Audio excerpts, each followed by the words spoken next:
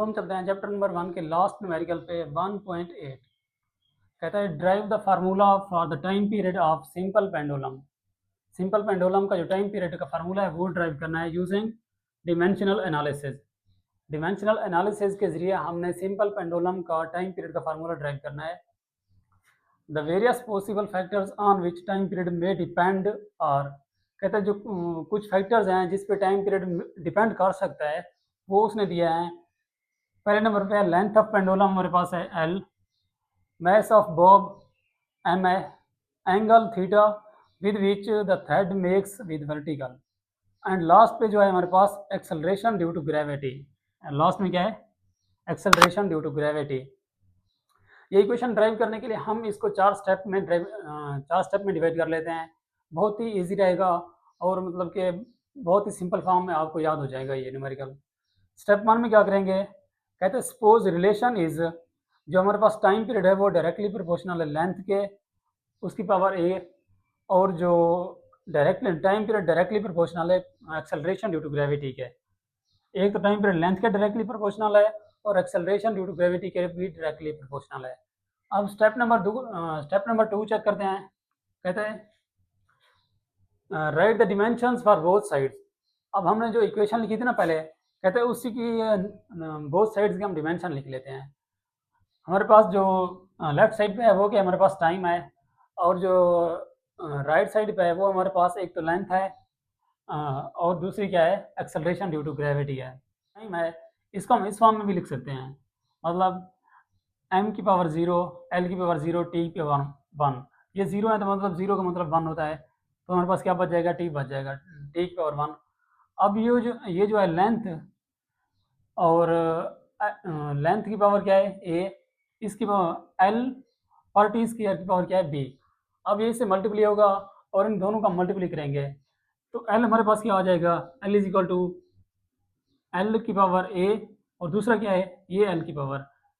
दोनों को हम जमा कर लेंगे, पावर जमा होते हैं जब भी कोई मतलब कि दो क्वांटिटीज मल्टीप्लाई हो रही हो तो उनकी पावर क्या होती हैं? एड अप होती हैं। एक ये पावर है इसकी और दूसरी ये आ जाएगी, ये दोनों पावर ऐड होंगी तो l की पावर क्या आ जाएगी? a प्लस बी, और जो हमारे पास t है उसकी पावर क्या आएगी? -2b। स्टेप 3 पे हम क्या करेंगे? स्टेप 3 पे कहता है compare powers to solve for a and b। कहते हैं अब इन पावर्स को मतलब के सॉल्व करने के लिए कंपेयर करेंगे हम। उसके लिए क्या है? फॉर टाइम, पहले हम चेक करते हैं टाइम के लिए कंपेयर कर लेते हैं। टाइम इज इक्वल टू क्या है? टाइम की पावर, यहाँ पे देखें ना अगर हम -2b है, -2b, और इस साइड पे क्या है? 1 है, t की पावर, तो ये हमारे पास आ जाएगा -2b इज इक्वल टू 1। अब इस -2 को डिवाइड करेंगे तो ये इस साइड पे क्या दोनों साइड पे डिवाइड करेंगे तो ये आ जाएगा b इज इक्वल टू -1/2। ये हमारे पास b की पावर आ गई है। फॉर लेंथ, अब लेंथ के लिए हम क्या करते हैं? लेंथ में पता है length is equal to a plus B, और दूसरी साइड पे क्या है? लेंथ की पावर 0 है, तो इन दोनों को कंपेयर करेंगे। a plus B is equal to 0। हमें पता है b की वैल्यू क्या है? -1/2। इसी की b की जगह हम ये पुट कर देंगे a plus -1/2 is equal to 0। तो हमारे पास जो a की वैल्यू है वो क्या आ जाएगी? 1/2। a की वैल्यू क्या आ गई? 1/2। और लास्ट स्टेप है जो इस न्यूमेरिकल का, तो वो है put the powers back into equation. ये जो इक्वेशन थी ना, अब इसी में हमने दोबारा पावर्स को पुट कर देना है। तो उसके लिए क्या करेंगे? आपको पता है जब भी कोई प्रोपोर्शनैलिटी खत्म करते हैं तो एक कांस्टेंट लगता है।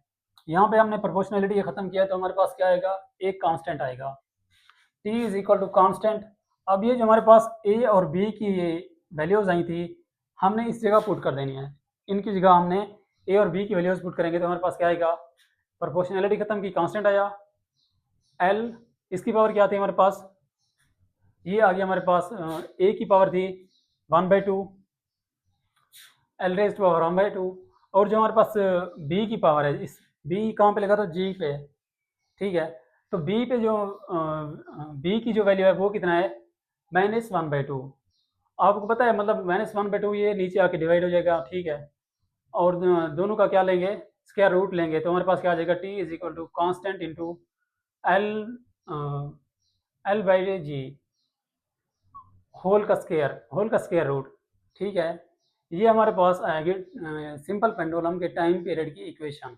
ये हमारा फाइनल रिजल्ट है। Time period of simple pendulum is equal to constant into